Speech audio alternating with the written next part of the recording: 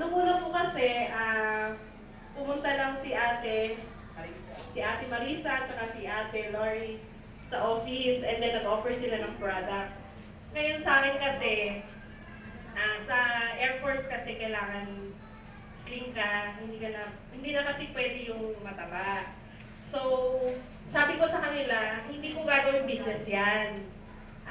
Bibili ako, magme-member ako, pero iti-take ko lahat ng product. Tapos, tinake ko siya.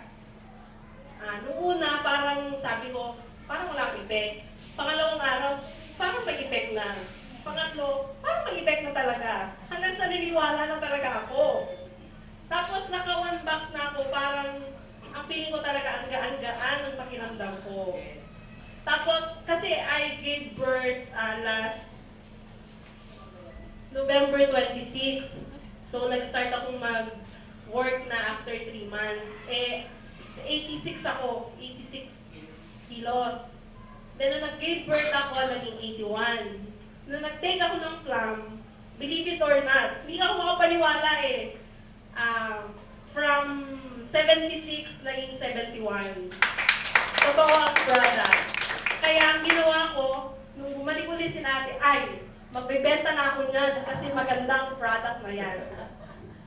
Talaga, totoo, naniniwala ako sa product. At hindi ko siya i-introduce kung hindi maganda. Marami na rin akong sinalihan na mga ganito.